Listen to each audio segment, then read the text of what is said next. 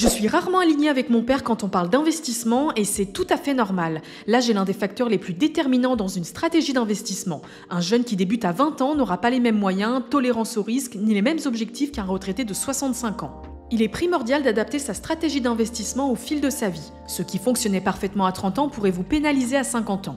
Pourquoi ? Car notre horizon d'investissement se raccourcit, nos priorités et responsabilités évoluent et notre capacité à rebondir après un krach diminue considérablement avec le temps. L'objectif de cette vidéo est d'apprendre à construire son portefeuille selon son âge, que l'on ait 20 ans, 30 ans, 40 ans, 50 ans ou plus. Au passage, inutile de prendre des notes car je viens de réaliser une infographie synthétique des allocations possibles par tranche d'âge, que vous pouvez recevoir immédiatement et gratuitement via le premier lien en description. Bien entendu, investir comporte des risques de perte de capital et cette vidéo ne constitue en aucun cas un conseil en investissement. Bienvenue à ceux qui rejoignent l'aventure Finance Labs, je vous remercie pour le soutien que vous m'apportez dans mes débuts sur YouTube. Avant de détailler les allocations par tranche d'âge, il est primordial de distinguer les actifs offensifs des actifs défensifs.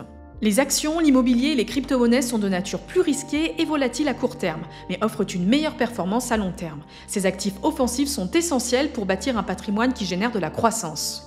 A l'inverse, les obligations, fonds en euros, livrets et liquidités sont moins risqués et moins volatiles, ils sont essentiels pour faire face aux imprévus sans avoir à vendre au plus bas. Ces actifs défensifs offrent une stabilité rassurante mais au prix d'un rendement inférieur, généralement insuffisant pour compenser l'inflation.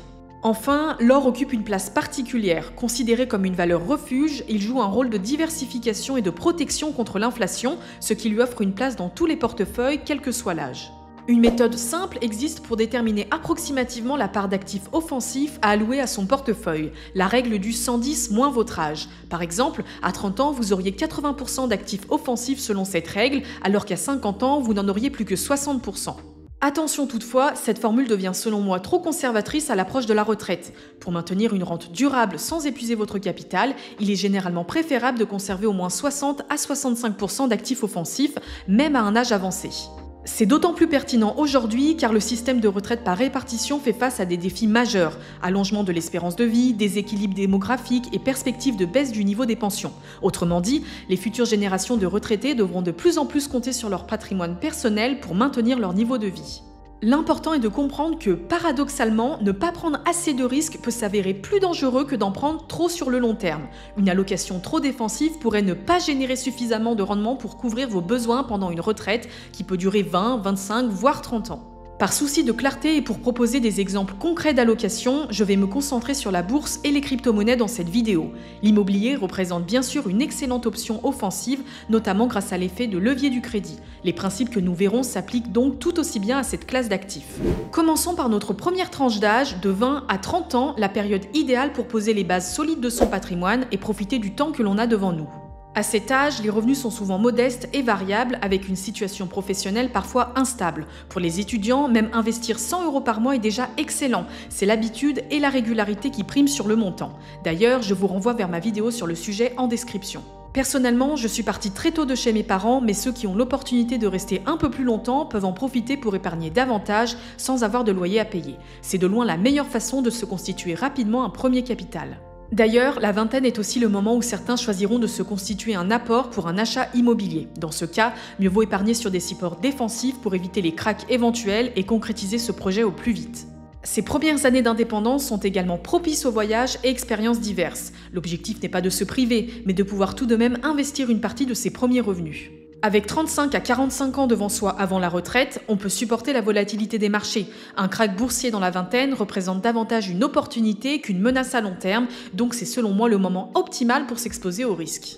L'allocation que je recommande est donc très dynamique. Je privilégie 90 à 95% en actifs offensifs, avec les 5 à 10% restants en épargne de précaution, qui peuvent se limiter à environ 6 mois de dépenses. La partie croissance peut par exemple se constituer d'un unique ETF monde comme l'Amundi PEA Monde qui fait parfaitement l'affaire en offrant une première diversification en une seule ligne. À ce sujet, ma vidéo comparative des 3 meilleurs ETF monde sur PEA est disponible en description. Si vous préférez maximiser votre exposition aux entreprises américaines, vous pouvez sinon opter pour un unique ETF SP500 comme le BNP Easy SP500.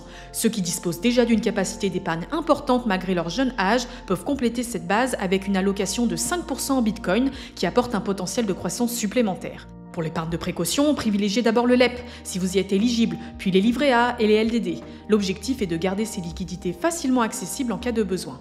Entre 20 et 30 ans, l'enjeu est de se créer une discipline financière durable. Cette décennie est une aubaine unique. La nature de l'investissement joue en notre faveur car malgré des moyens modestes, le temps et la magie des intérêts composés feront l'essentiel du travail. Passons maintenant à la décennie qui m'attend personnellement, celle de 30 à 40 ans où l'on entre généralement dans une phase de stabilisation professionnelle et personnelle. Les revenus augmentent, mais les responsabilités financières aussi. Durant cette décennie, on fait face à des projets de vie structurants. Achat immobilier, fondation d'une famille, éducation des enfants. Ces projets demandent souvent des investissements conséquents et une gestion financière plus rigoureuse qu'entre 20 et 30 ans. La situation professionnelle tend à se stabiliser, offrant une meilleure visibilité sur ses revenus. On peut généralement épargner davantage tout en jonglant avec des dépenses plus importantes.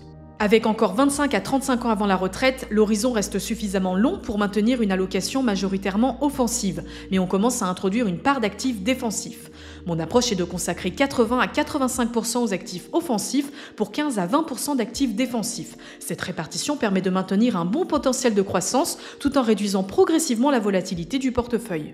La base offensive du portefeuille peut toujours reposer sur un ETF Monde comme l'Amundi PEA Monde ou l'ETF BNP SP500, mais complété désormais par d'autres actifs grâce à votre capacité d'épargne plus importante. Il est envisageable d'ajouter les pays émergents à environ 5% avec l'Amundi MSCI EM, puis l'Europe si vous avez opté pour le SP500. Si vous êtes attiré par une gestion plus active, vous pouvez consacrer 5 à 10% au stop picking sur quelques valeurs ciblées, bien que je privilégie personnellement les ETF. L'allocation en Bitcoin peut être maintenue autour de 5% pour son potentiel de croissance. Concernant les 15 à 20% d'actifs défensifs, conservez votre épargne de précaution sur des livrets réglementés, puis diversifiez avec 5 à 10% en or physique ou via un ETF Physical Gold. Le reste peut être investi en obligations d'État ou fonds en euros en assurance vie pour sécuriser une partie du capital. Entre 30 et 40 ans, l'enjeu est de trouver l'équilibre entre projet de vie et construction patrimoniale solide. C'est une période charnière où l'on peut encore largement profiter de la croissance des marchés tout en commençant la diversification de ses actifs pour plus de stabilité. On atteint généralement le pic de sa carrière professionnelle entre 40 et 50 ans avec une stabilité financière et des revenus à leur apogée. C'est une période où la planification de la retraite devient une préoccupation concrète.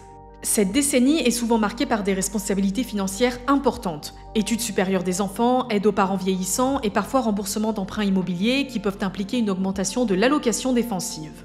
Malgré cela, c'est aussi la période où l'on dégage la plus grande capacité d'épargne de sa vie active, permettant non seulement d'intensifier ses investissements, mais aussi de les diversifier davantage. La visibilité sur la fin de carrière s'améliore, permettant d'estimer plus précisément ses besoins futurs en fonction de son train de vie souhaité à la retraite. Avec 15 à 25 ans avant la retraite, l'horizon d'investissement se raccourcit progressivement, mais reste suffisant pour maintenir une allocation offensive en ayant toujours la possibilité de rebondir en cas de krach.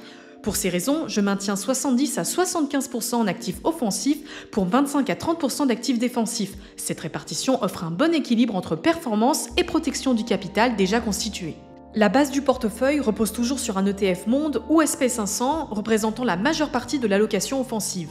La diversification se poursuit également avec les pays émergents et l'Europe, ainsi que le stop picking pour ceux qui le souhaitent. L'allocation en Bitcoin reste envisageable à hauteur de 5%, l'horizon de 15 à 25 ans étant encore suffisant pour absorber sa volatilité et capturer son potentiel de croissance. Concernant les 25 à 30% d'actifs défensifs, on peut répartir cette allocation entre l'épargne de précaution sur livret réglementé, une part d'or d'environ 10% et le reste en obligations d'État ou fonds en euros en assurance vie. Entre 40 et 50 ans, l'enjeu est d'intensifier son épargne, structurer ses investissements et d'aboutir à la construction de son patrimoine en vue de la retraite. On rentre dans la dernière ligne droite avant la retraite, entre 50 et 60 ans. Cette période est cruciale pour finaliser sa stratégie et préparer concrètement la transition vers cette nouvelle étape de vie. La situation professionnelle est stable, mais l'horizon de fin de carrière se dessine. Les enfants ont généralement pris leur envol, allégeant ainsi le budget familial. Parallèlement, c'est souvent le moment où les emprunts immobiliers s'achèvent, libérant une capacité d'épargne supplémentaire. Cette combinaison de revenus à leur maximum et de charges en diminution crée une opportunité unique qu'il est judicieux d'exploiter intelligemment pour consolider son patrimoine avant la retraite. Avec 5 à 15 ans avant cette échéance, l'horizon d'investissement se réduit sensiblement mais reste suffisant pour maintenir une bonne part d'actifs offensifs. Toutefois, la prudence s'impose davantage qu'auparavant. À l'approche de la soixantaine, il serait plus difficile de rebondir après un krach et compenser d'éventuelles pertes. Pour ces raisons, j'opte pour une allocation de 65% en actifs offensifs et 35% en actifs défensifs. Cette répartition permet de continuer à faire fructifier son capital tout en renforçant sa protection. On reste dans la même logique avec notre base d'ETF Monde ou SP500, complétée éventuellement par les pays émergents et l'Europe pour la diversification géographique. Dans cette tranche d'âge, la part en Bitcoin est à reconsidérer. Sa volatilité à l'horizon d'investissement plus court rend l'allocation moins pertinente à l'approche de la soixantaine. Vous pouvez toutefois maintenir une exposition à hauteur de 5%, en particulier dans un objectif de transmission. Pour la part défensive, l'allocation se répartit à nouveau entre votre épargne de précaution, une part d'or qui peut être augmentée jusqu'à 15% ou plus pour stabiliser l'ensemble, et le reste en obligations d'État ou fonds euros en assurance vie. Cette structure vise à protéger davantage le capital tout en maintenant un potentiel de croissance suffisant pour les années de retraite à venir. Entre 50 et 60 ans, l'enjeu est de sécuriser son capital tout en l'optimisant pour générer des revenus stables à la retraite. C'est le moment de préparer la transition vers la planification de sa future rente. Après 60 ans, la retraite est effective ou imminente. C'est la phase où l'on récolte les fruits de plusieurs décennies d'épargne et d'investissement. Cette période est marquée par le passage d'une logique d'accumulation à celle d'utilisation et de préservation du capital. La situation personnelle devient souvent plus stable, avec des charges qui tendent à diminuer. Les enfants sont généralement autonomes, les crédits immobiliers soldés et le cadre de vie déjà établi, ce qui allège considérablement les dépenses courantes. À cette étape, la stratégie d'investissement doit être déterminée selon vos besoins en revenus complémentaires. Il est essentiel de déterminer précisément la rente mensuelle nécessaire pour maintenir votre niveau de vie en tenant compte de vos pensions de retraite à venir. L'espérance de vie restante de 20 à 30 ans en moyenne justifie le maintien d'une part significative d'actifs offensifs, générateurs de revenus réguliers comme les ETF distribuants ou actions à dividendes et l'immobilier locatif. Pour un retraité type, une allocation de 60 à 65% en actifs offensifs en privilégiant les valeurs de rendement et 35 à 40% en actifs défensifs peut servir de point de départ. Mais cette répartition doit être personnalisée selon votre situation. Si vos pensions et autres revenus couvrent déjà largement vos besoins, vous pouvez soit augmenter la part défensive, soit maintenir une allocation plus offensive si votre objectif est la transmission patrimoniale. D'ailleurs, avant 70 ans, il est primordial de préparer sa succession avec les moyens disponibles pour limiter la fiscalité. L'assurance vie présente des avantages considérables pour les dépôts effectués avant cet âge, avec des exonérations significatives pour les bénéficiaires. L'allocation offensive reste importante, mais se concentre davantage sur la génération de revenus réguliers. Les ETF Monde ou SP500 peuvent toujours constituer le socle, mais il peut être judicieux d'opter pour leurs variantes distribuantes qui verseront des dividendes réguliers plutôt que de les réinvestir automatiquement.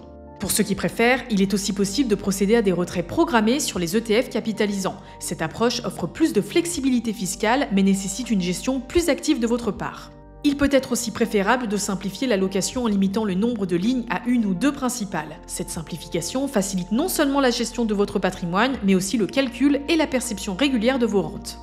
Concernant la part défensive de 35 à 40%, l'allocation en or peut être maintenue comme sécurité. Pour le reste, l'assurance vie prend une importance considérable tant pour sa souplesse lors des retraits anticipés que pour ses avantages successoraux majeurs.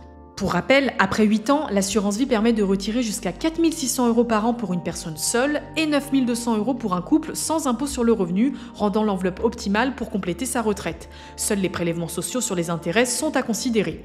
Enfin, les versements effectués avant 70 ans bénéficient d'un cadre fiscal idéal en cas de transmission, avec une exonération totale jusqu'à 152 500 € par bénéficiaire.